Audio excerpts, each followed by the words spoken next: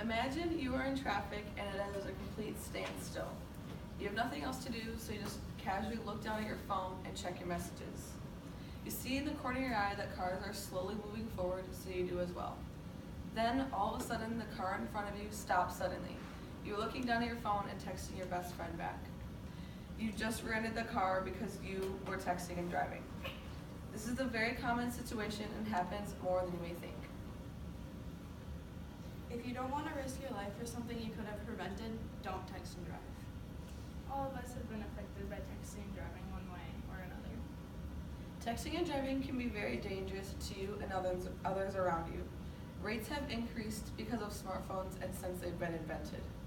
It has become more of a norm for people to just look down and check their phone. Because that is a problem, it is also a problem for people to put down the phone after they've checked it. Texting and driving is illegal, but people do it anyway.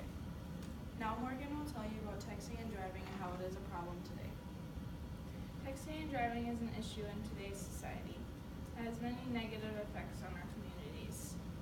According to iceberg.org, 1 in 4 accidents are caused by texting and driving, and every day 11 teenagers die because of texting and driving.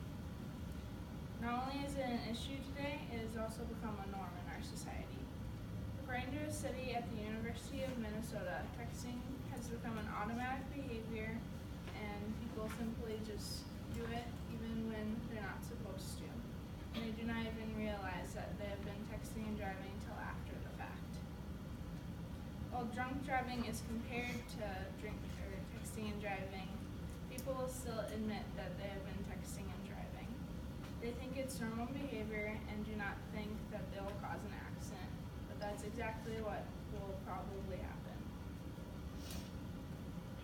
Texting and driving is not as bad as drinking and driving, but they are both equally dangerous to the driver and also other drivers around them. Children follow their parents' behavior. Why is something so dangerous and illegal in our society become a norm? Parents have set examples for children growing up. They forget to stress the dangers of texting and driving to their children. It's not something you have to sit down and talk to your children about, but you can silently teach them by not participating in texting and driving. They see you texting and driving and get the idea that it's okay and normal for them to do it as well. Surprisingly, not all the problem is from teens. A shocking study showed not only teens and young adults participate in texting and driving. The study proved it actually worsens with age. According to HuffingtonPost.com, when surveyed, young adults was the smallest group of texting and driving, and the largest was over the age of 65. Now Ashley will tell us how people can't seem to put the phone down. Most people have witnessed or have even themselves texted while they were driving.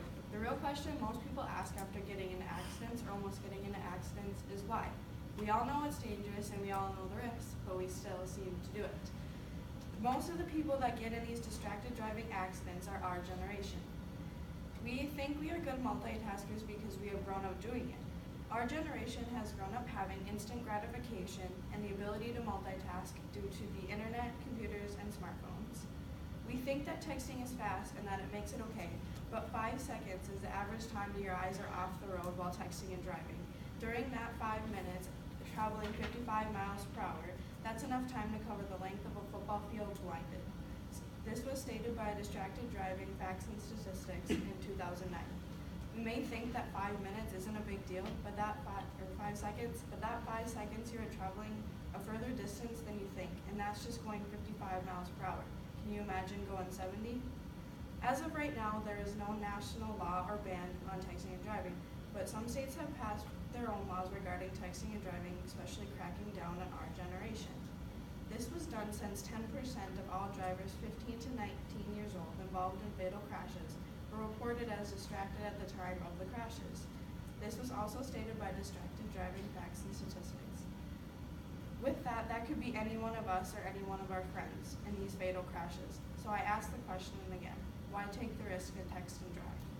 Now here's the solution we think is the best for texting and driving. So we've come up with 3 solutions that could prevent texting and driving. The first solution is eliminating your phone from sight. Simply just putting your phone in the glove box can help you from just reaching down and casually looking at it if you're just driving.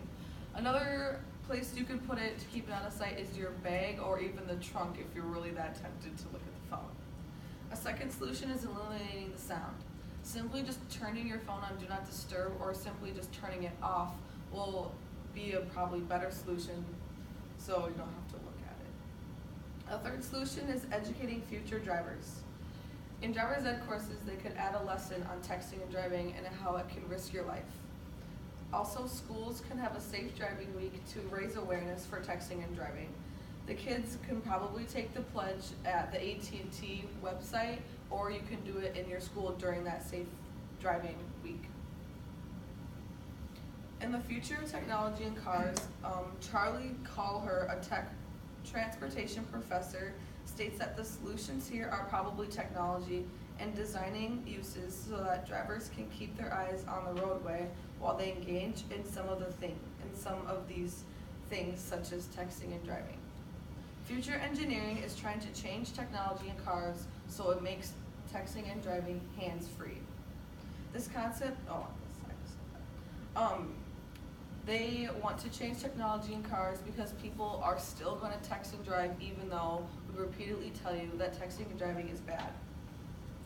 Hopefully one of these solutions can work for you.